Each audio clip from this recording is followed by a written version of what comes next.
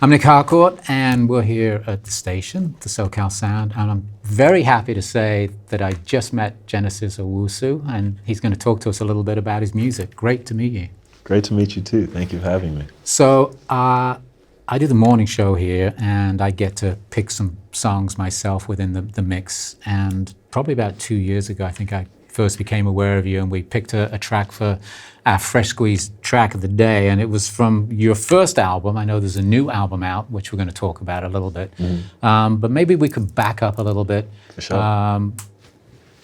Maybe we could talk a little bit about how music first came into your life. I know you grew up in Canberra, Australia, which a lot of people from outside Australia wouldn't know. Yeah, but it's kind of like the Washington, D.C. of Australia. It's where all the government stuff is, right? Yeah. The Australian Capital Territory. What kind of place was that to grow up? Because I know you emigrated there when you were a young kid. Yeah.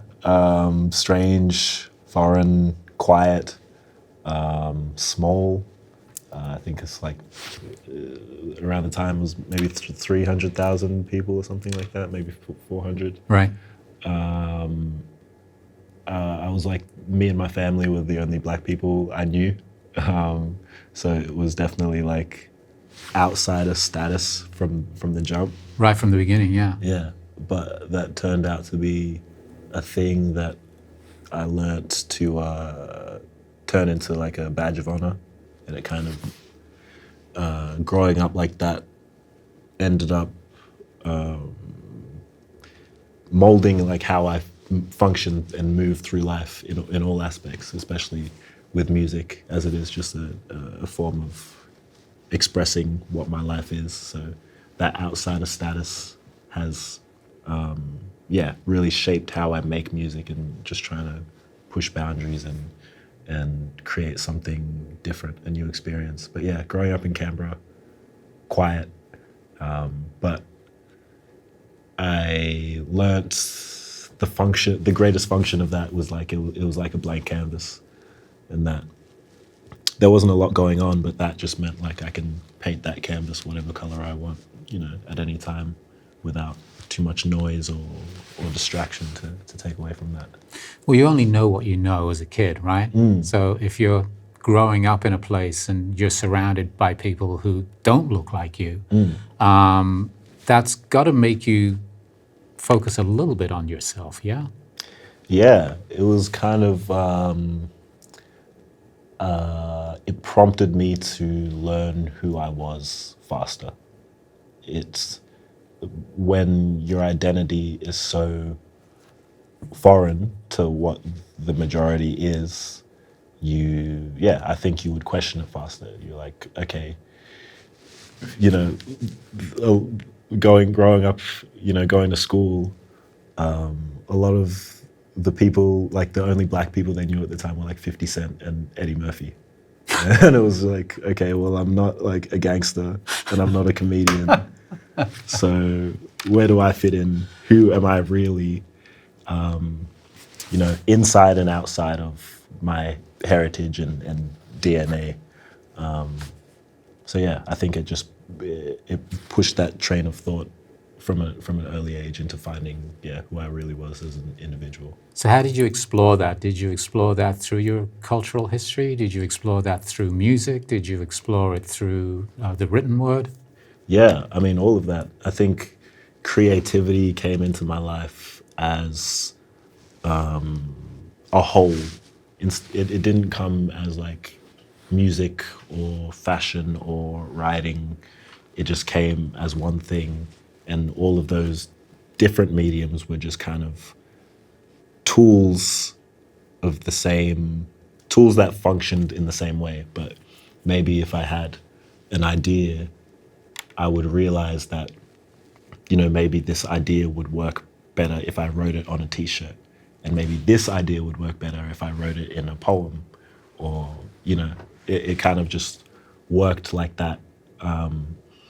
So I explored myself through creativity and, writing short stories and writing poetry and making music and doing clothes with my friends and stuff like that. So I know fashion is a big part of your life, and you actually have a fashion line, right? Yeah, something like that. I've met a lot of my friends through creating clothes, and it's not. It turned into the clothes that we wear on stage. So we ended up just designing it and making those. So we don't we haven't been making clothes for the public or anything like that. But it turned into creating a little in-house unit where everything that happens on stage is like formulated by us. So which came first for you, the written word, the making T-shirts, for example, or music? What was your first creative outlet? The first creative outlet was short stories when I was in primary school. And what were you writing about? Just stupid stuff. Just like the stuff like a kid would write about, like sci-fi, alien stories, aliens coming and abducting superheroes. But then it just, it would function and move into expressing what I was living. And that came more into the play when I moved from short stories into poetry and started, it kind of gave me a way to figure out what was happening. So like I would experience something and I'd have emotions and ideas, but it was hard to really digest what those actually were until I ended up writing them out in a creative fashion, and it helped me to understand myself better, which was why it kind of grew into an important thing for me. Was it just a matter of time before music came along to help you tell those stories? Yeah, I moved to music because no one wanted to read poetry. No one wanted to read poetry, so I gravitated to hip hop because I just thought of hip hop as, poetry with a beat behind it. So what music was around you? What was the music? You mentioned 50 Cent, for example. I mean, what was the music that you were listening to? Music around the house. I know your brother also performs as a hip hop artist as well. What was going on around the house musically? Well, I was surrounded by music around the house.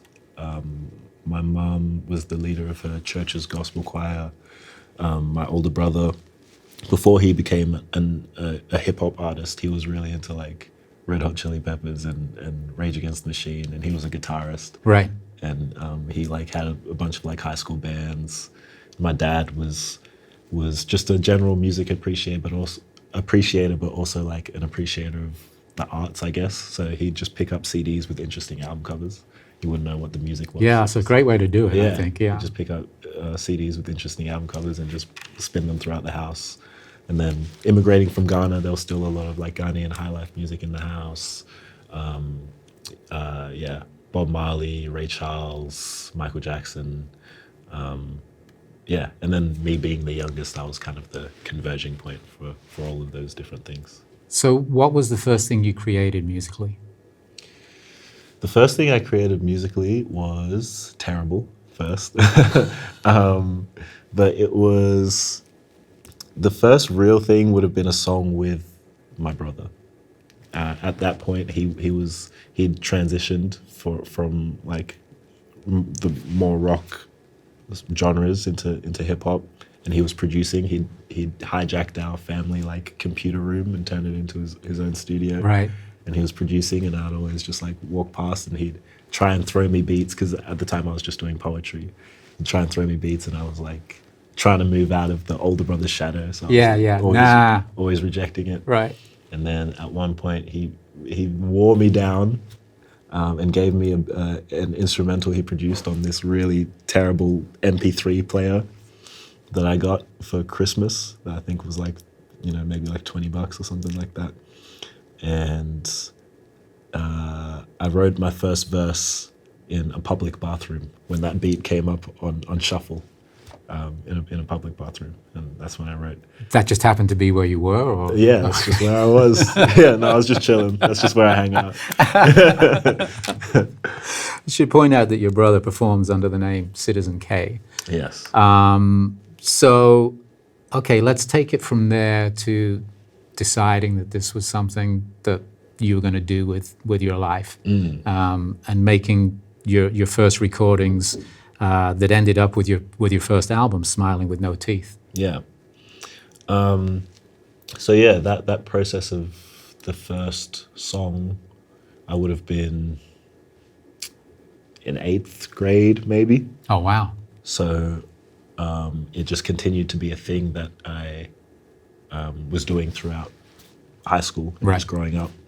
And so in a way, I kind of just like fell into it. Like I was making these tracks, and then, you know, I hit puberty and it hit like a ton of bricks, and I grew a huge beard at age 14. Oh, God. So I was doing like these shows at like pubs and stuff with my brother when I was like 14 on school nights. He'd get ID'd, I wouldn't. So I was kind of like living this double life going through high school. And I'd put out, you know, my songs on YouTube and Right. SoundCloud and stuff like that. And back in Australia, we have Triple J, which is a youth national broadcast, one of the, you know, most influential radio stations in the country. Yeah, and it supports Australian music. I mean, that's the mission. That's the thing, yeah. Yeah. And they have Triple J Unearthed, which was like an online platform. Where Discovery. you could just, upload your music. And, you know, a bunch of people would listen to it, and if they liked it, then it would end up on the national radio station. They have a competition every year called Triple J Unearthed High, where they listen to all the music from high school aged musicians and pick the, you know, the top songs in the country for that year, and just like, spin them nationally on the radio. And I got in the top 5 in my 12th year, in year 12.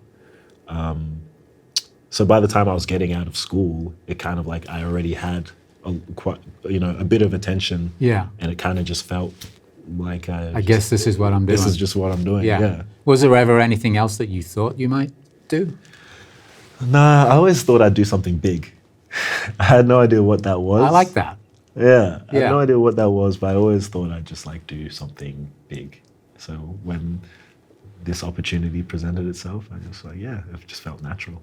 So tell us about that first album, and then let's jump forward a couple of years to the new one, because obviously there's a organic growth through school, through getting played on Triple J, through making your first album. Tell us about that. So the first album came out in 2021. Right. So the story I just told would have capped around 2015. So the 6 years in between, I was just starting out my career, you know, meeting my manager and, you know, kind of just doing loose singles and EPs and stuff like that.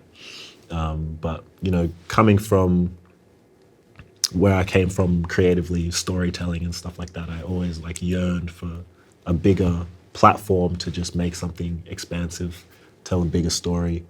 And I guess just working my way through industry maneuvers or whatever at the time, I started out when it was already in streaming era, playlists, stuff like that. So I seemed more focused on singles, put out a single every once in a while.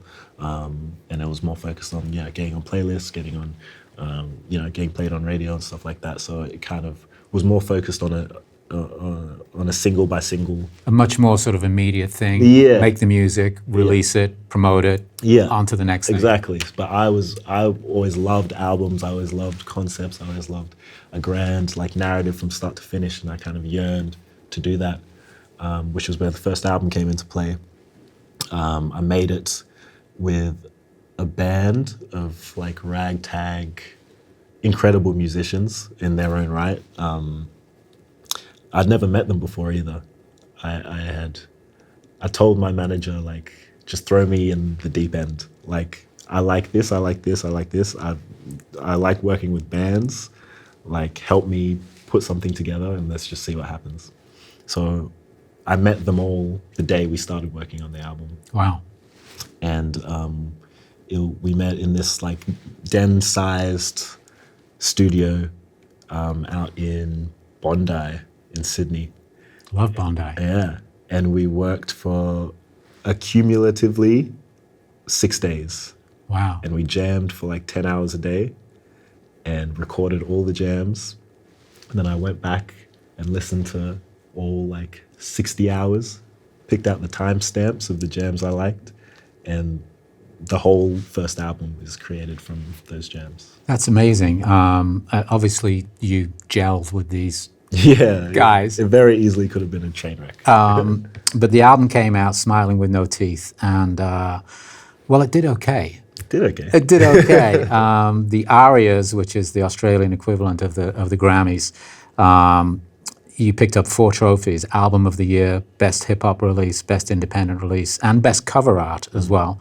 And I would imagine that when you get that level of attention, it's got to be a bit of a game changer, and perhaps buys you a little freedom for what comes next. Yeah, I think definitely from a creative standpoint as well. Because creating the album, I always created music just to my own standard. Like if I loved it and I felt challenged by it and I felt excited by it, then that was good enough for me, even if I thought no one else would like it. So I kind of just put out that album with that mentality in mind. So the fact that it was embraced so hugely by the Australian industry, it kind of felt like a game-changing moment culturally, because I'd never heard an album like that be embraced in Australia and by the Australian industry.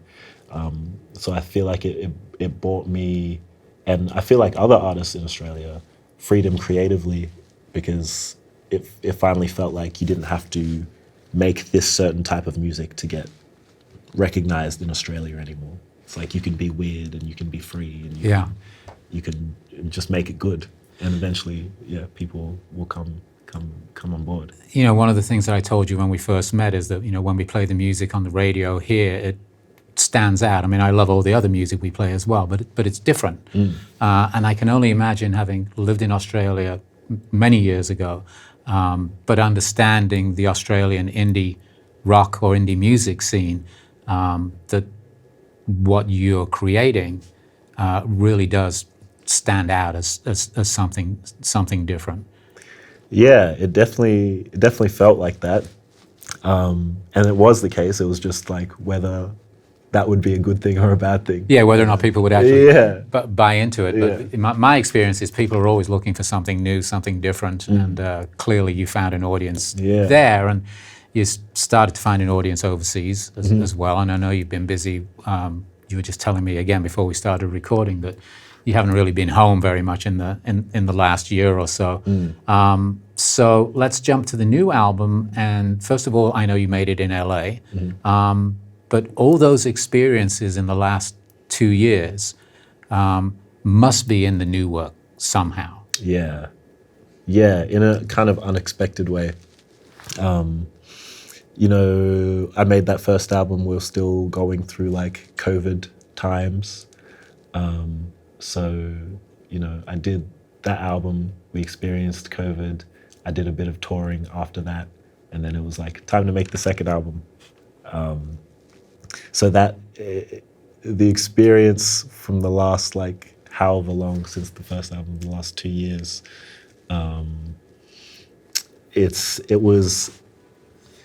it influenced this next album in a kind of existential way. Being like, I had to grapple with the idea of a lack of time and like a time limit, which I hadn't experienced before. I felt like I'd put so much of my life into that first album, and then it was such a short gap, and now it's time to make the second album. And I had to, the whole way I've been making art, like I said before, is just up to my standard. It just has to be genuine and sincere and excite me and make me feel challenged and stimulated. So even though I knew I had to make a second album, I couldn't just make an album for the sake of making an album. Like, it had to be sincere and genuine. And obviously there was pressure from the first album doing so well, but most of the pressure was internal, in just that, like, art means so much to me, and it just has to be authentic and real, and has to come from somewhere. But I felt like a lot of the experiences had already been used, so it influenced the album by making me go out and reconfigure my mindset and the way I find inspiration and the way I look at life. I feel like I'd used all my real life experiences, so now I have to like maybe create a character and live their life or something like that. And like, you know, instead of getting inspired by other music, I'll get inspired by plays, I'll get inspired by books and art and things like that. So that's how the last 2 years inspired this new album. It's interesting you talk about maybe finding a character. In the notes I was reading before our conversation today. First of all, the album's called Struggler, and it's described as a narrative journey that you state is a story about a roach that runs and runs, trying not to get stepped on by God. That's correct. Maybe you could open that up for me a little bit. Oh yeah, maybe. Please. So I think on a personal level and on a universal level, I think we've just been living in such absurd times. Through COVID, through, you know, back in Australia, we had these insane bushfires. Yep. My house almost burnt down. Oh, wow. You know, moving forward to today, I can go on my phone and go on TikTok and look at a war being live streamed. And it's like very absurd, and it kind of cemented, I guess, how out of control we really are in our circumstances, which can be quite daunting and challenging. But then I also looked at it from the perspective of, yes, all this is happening, but we managed to wake up every day and make it to tomorrow, even though in the grand scheme we're so small. These little bugs, these little roaches just like scrambling around. But the thing with the roach is it's a hard thing to kill. It's you think you got it and lift up your foot and it's crawling around still. Like apparently the roach is going to be the thing that survives the nuclear war, you know? Right. So that's kind of like us. Be a roach. Yeah, be a roach. Be a struggler, you know? Like we're in this world that's so huge and so looming and so daunting, and that's kind of where the God character in the narrative comes in. It's not any kind of critique or anything on religion. It's just the character that is the metaphor for just the grandeur of the universe that we are in versus the comparative smallness of us. But despite having to go up against such a big adversary, I suppose, we just managed to make it to tomorrow every time. So it's really like a subtext of celebration, of like the perseverance and the stubbornness of the human will to survive. Yeah, I think if you're not aware of how difficult life is, you're not really living it. Yeah. For me, I get to the end of every day, and I don't know who I'm saying thank you to, but you know, gratitude goes a long way for me getting through a day. And then, as you said, getting up the next day, and here we go again. Yeah. But you made this album in LA, and you told me you worked with a couple of producers. Tell us a little bit about the time frame and the time you spent in Los Angeles. Yeah, so I made this album, like I said, I guess in between touring the last album. So it's a much less linear story of like how it's created. You know, first album was, had 6 days here to here, whereas this one I had to kind of find the time and pockets between tour stops. So most of it was in LA, some of it was still back in Australia, and you know, I just used the time that I saw when I saw it. But yeah, I met some crazy people out here. Jason Evigan was a producer that produced, I think, 3 tracks on the album. Behemoth pop producer, like to the likes of like Madonna and Maroon 5, like level pop. And you know, he produced the first track, Leaving the Light. Did you say devil pop? No, I didn't say double pop, but sure, you can say that. What did you say? You said I don't even remember. level pop. Level. Okay. That level of I'm pop. going deaf. Sorry. Yeah, and then we got in the studio, and I got him to produce some weird, weird, freaky stuff, Right. which was fun for him as well. Some other producers, Mikey Freedom Heart, Simon, who've all, Nate Campany, and Kyle, Shira, all worked on amazing projects in their own right, with amazing artists.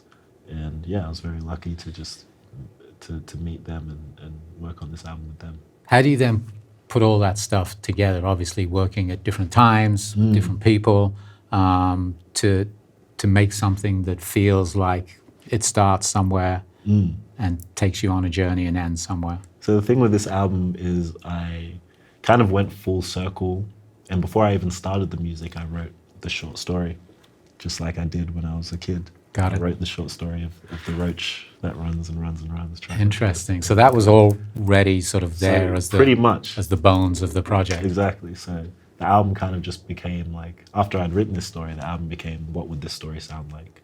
So when I went into every session, I already had this narrative to pull from and to lock the album together. And it was a really interesting thing to do, because so much of it was just focused solely on getting this narrative out of my head onto wax. And, I might make a really cool song with them in the studio, but it was like, no, this story is the most important thing to me. And I was just trying to make this piece of art that could stand beside like the stories and the plays that I was reading up until that point, the Metamorphoses by Franz Kafka and the Waiting for Godot by Samuel Beckett. Like, I wanted to make this story, and that was like the most important thing for me. I know that you also read Camus as well. If you look at those three authors as influences, what is that influence? What do you get from those guys? I think I love how they were able to take the mundane nature of life, the absurd nature of life, the unexpected and the expected, and just put it into a narrative that's just like so ridiculous. And I feel like there's a sadness and a melancholy, but also a dark humor in all of their works. Like Metamorphosis, for example. I read that and I thought it was so poignant when I read like the first few pages. It's this guy that turns into a huge bug. Yep. And back to the bugs. Back to the bugs. And the first thing he thinks of isn't like, oh man, I'm a huge bug. Like, what is going on? The first thing he thinks is like, oh damn, how am I gonna get to work? Like, what's my boss gonna think? Right. And I just thought that was like so hilariously on point with how we are living in such an absurd society. Like, with all these crazy things happening, we just managed to just keep a one-track mind and just like keep it moving. And I think that was a quality that I appreciated in all of those authors and creators. They just like managed to take such a mundane and absurd at the same time essence of humanity and kind of show how ridiculous it is and show how absurd it all was in such a creative way. So the album is called Struggler. I know that right now as we're talking, you're doing setup, as we call it, promo. And then there's a US tour coming. Yes. When are you going to be in Los Angeles? I'm going to be in Los Angeles November 6th at the Fonda Theatre. Well, we look forward to seeing you there. Yeah. Thanks for coming in and performing for us. I appreciate it. Thanks for having me. Thanks, man. All good.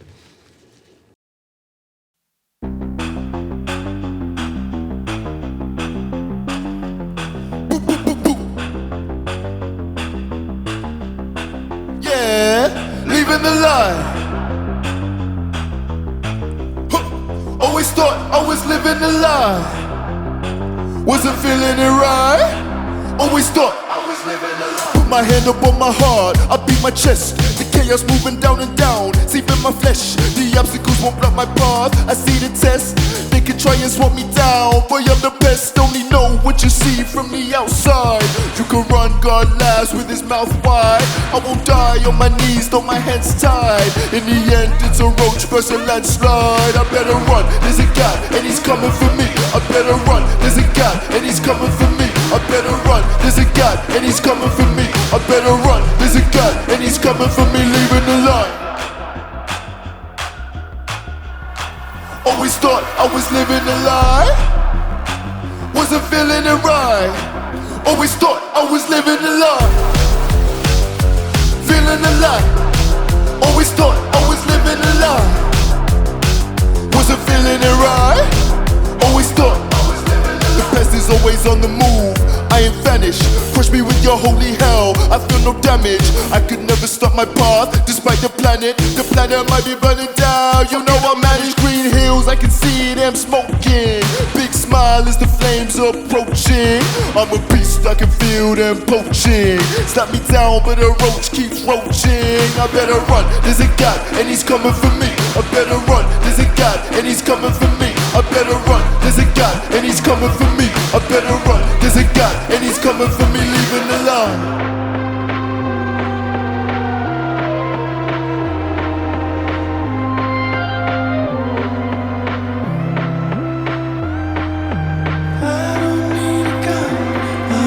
Hurt you with my tongue, and I'm trying not to burn out while I'm living in the sun.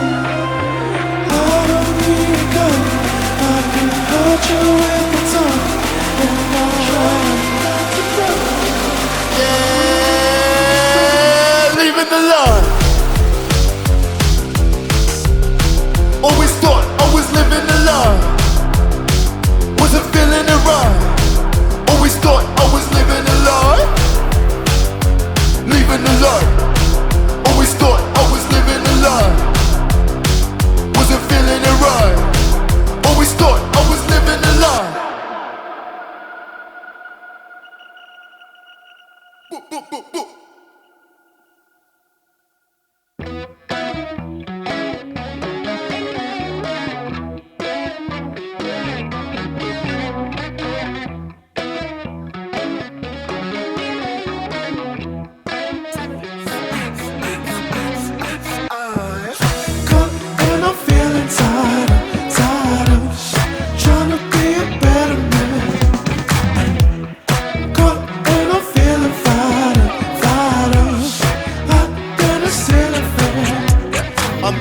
From my legs, but it's alright today.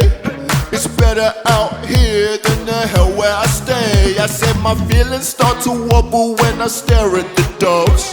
I'm fighting through life, I have no boop, boop, boop, boop, boop. I punch my way through hell, what other choice can I choose? The puppet strings tug from my head to my toes. I said the world is getting salty, that's the way that it goes. It's Sodom and Gomorrah. Vogue, strike a pose. Caught and I'm feeling tired of trying to be a better man.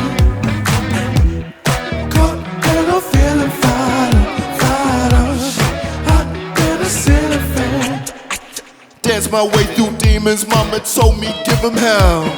Dancing in the darkness, I'm the boy inside the well.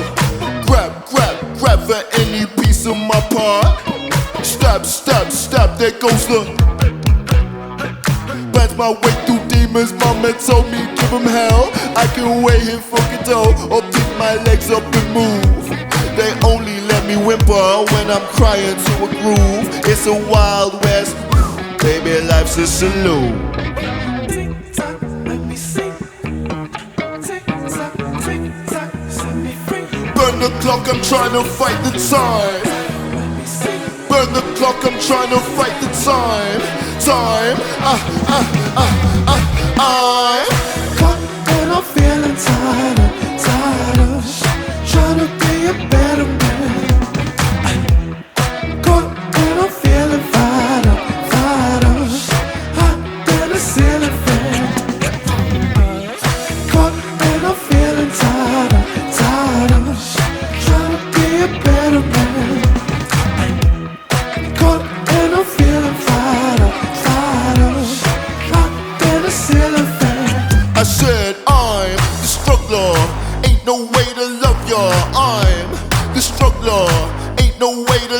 struggler. I'm the struggler.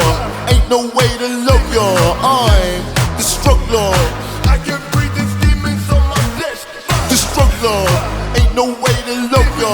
I'm the struggler. Ain't no way to love ya. I'm the struggler. Ain't no way to love ya. I'm the struggler.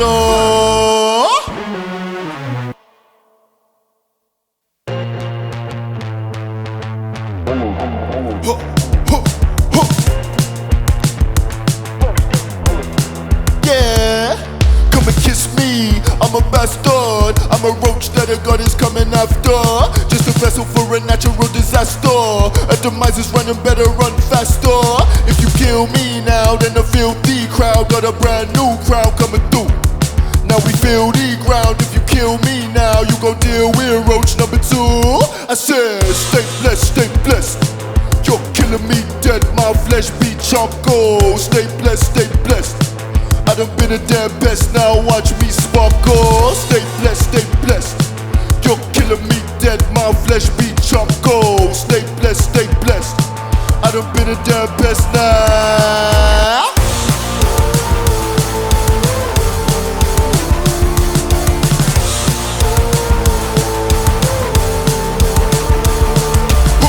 No guide, no knowing. When you're going through hell, you just keep going. Your reality is showing. Hold the cross, I don't plan to be a martyr for no one. I'm a monk and that's okay. This world absurd till we pass away. This globe don't hinge on morality. You here, I'm here, didn't earn this mortality. Stay blessed, stay blessed. You're killing me dead, my flesh be charcoal. Stay blessed, stay blessed. I done been a damn pest, now watch me sparkle. Stay blessed, stay blessed. You're killing me dead, my flesh be charcoal. Stay blessed, stay blessed. I done been a damn pest now.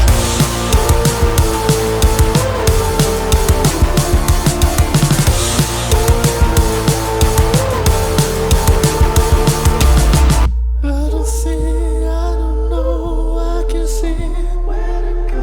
I can see, I don't know, I don't see where to go. I can see, I don't know, I don't see where to go. I can see, I don't know. Yeah, stay blessed, stay blessed. You're killing me dead, my flesh be charcoal. Stay blessed, stay blessed. I done been a damn best, now watch me sparkle. Stay blessed, stay blessed. You're killing me dead, my flesh be charcoal. Stay blessed, stay blessed.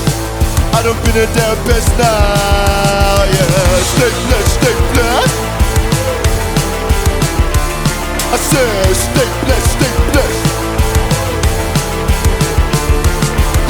Stay blessed, stay blessed.